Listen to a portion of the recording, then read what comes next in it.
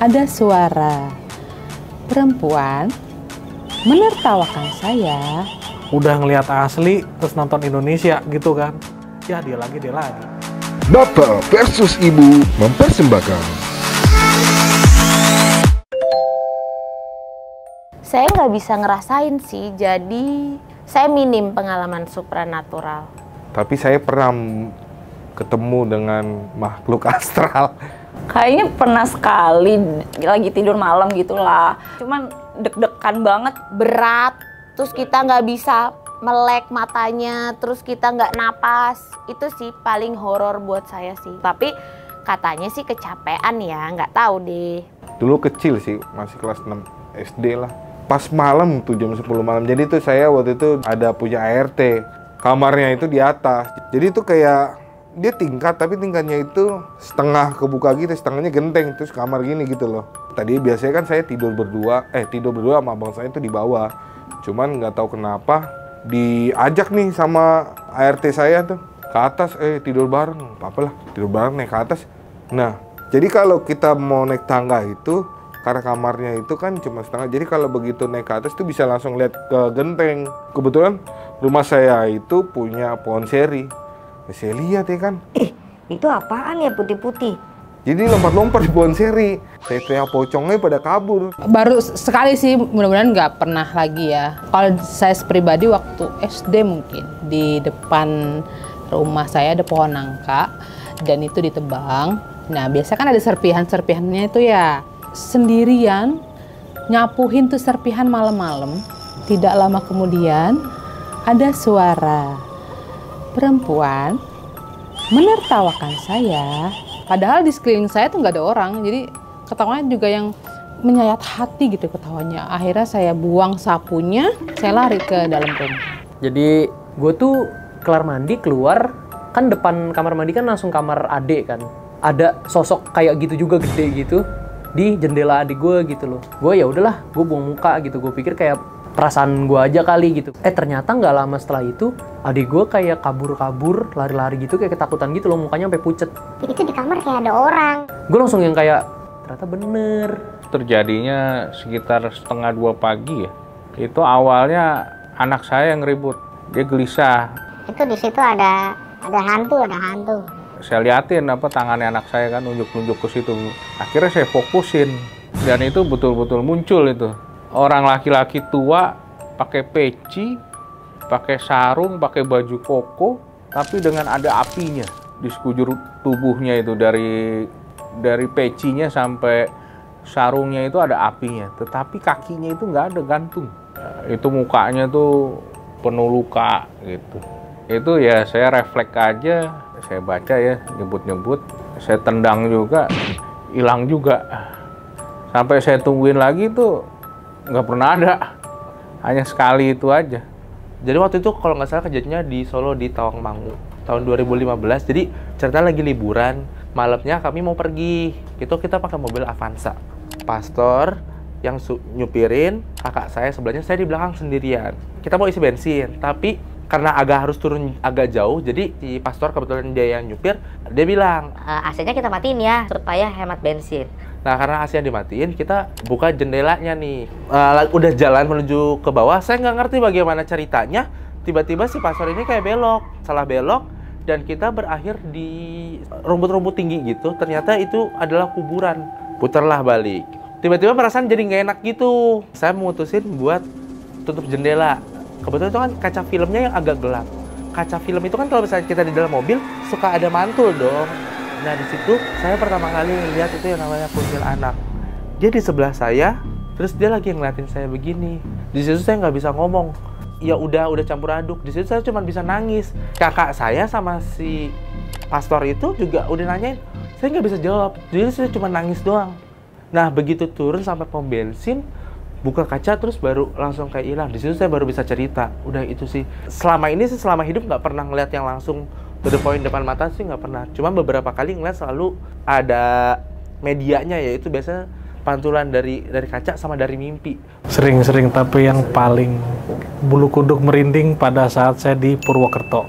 Itu pada saat saya dulu pulang mancing tuh pas kuliah, ingat banget. Itu di daerah Banteng. daerah gunung-gunung gitu kan, tapi di situ ada kayak kolam alami gitu, tapi ikannya banyak banget. Saya lupa namanya apa. Emang sih udah kasihkan mancing sampai malam gitu kan, sekitar jam 8, jam 9 malam gitu kan. Karena di situ emang banyak orang mancing juga, jadi saya udah. Pertama sih nggak ada pikiran apa-apa di situ kan. Ya udah, saya kira ikan saya cukup, saya bawa pulang ke rumah saudara saya di daerah sana, di daerah Banteng juga, kiri kanan hutan. Nah, tiba-tiba pada saat saya melintasi di sebuah jalannya agak turunan terus naik gitu kan. Nah, tiba-tiba motor saya tuh berat. Padahal nggak ada boncengan gitu kan, tapi kok ngedeng banget. Wah, bulu-bulu saya langsung merinding. Depan saya panas karena itu belakang saya tuh dingin banget gitu loh. Udah, saya berdoa menurut keyakinan saya ngeliat spion saya kan. Tiba-tiba ada si Mbak K itu ada 2 di belakang saya. Kayak gitu ternyata Tartik sama 2 Mbak K itu. Dan itu diri semua lagi dia. Di situ saya langsung doa makin kenceng gitu, bulu kuduk makin merinding. Pas udah saya sampai di area pemukiman warga, nah itu motor saya tiba-tiba melesat kenceng tuh. Pas saya cek lagi udah hilang. Terus saya ceritakan ke pengalamannya ke saudara saya di situ kan. Kamu pasti ngambil ikan ya di sana ya, Teh? Loh, emang ikannya nggak boleh diambil? Kalau di situ emang nggak boleh diambil ikannya, cuma dipancing terus dilepas aja. Lah si Om ternyata nggak cerita sama saya gitu, ternyata saya mematahkan mitos tersebut di telaga itu gitu. Ya, terbuka aja ya. Lebih ke terbuka sih karena saya emang sering mengalami hal-hal yang kayak gitu tuh, supranatural, astral. Saya juga percaya kita hidup di dunia ini pasti berdampingan dengan makhluk-makhluk yang tidak terlihat itu kan. Jadi ada manusia dan makhluk gaib yang tidak berbentuk. Jadi saya terbuka aja, nggak terlalu skeptis juga dan nggak terlalu yang sangat percaya banget juga nggak. Tapi saya tetap terbuka kalau ada yang cerita. Terbuka, jadi kayak merespon, oh iya bener-bener kayak gitulah. Penasaran. Ya udah, kita lebih menerima aja mereka memang ada selama kita nggak ngapa-ngapain. Kan mereka juga nggak ganggu, kita juga nggak mau ganggu, itu aja sih.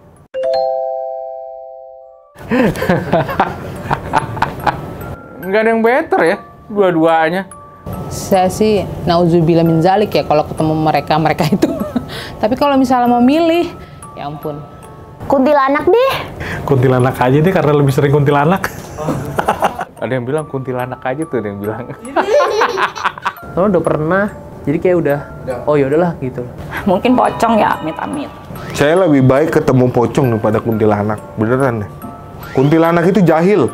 Mungkin kan kalau kita melihat pocong udah tahu nih, setidaknya kita udah melihat bentukannya pocong seperti yang realnya tuh, walaupun kalau dilihat nantinya seperti apa, setidaknya bentuknya seperti itu mirip-mirip lah. Ya pocong kan setidaknya kan ketutup semua kan, cuma mukanya aja yang kelihatan. Jadi ya kalau misalnya dari jauh kan kelihatan kayak guling lagi bergerak. Gue lebih takut ketemu pocong sih, makanya gue lebih milih kuntilanak aja lah.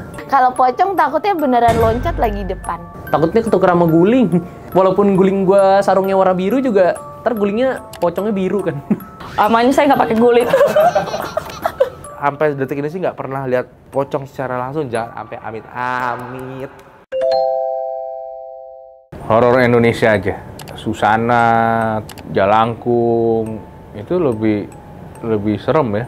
Kalau untuk nonton mah, bosen ya kalau misalnya udah ngelihat asli terus nonton Indonesia gitu kan. Ya dia lagi.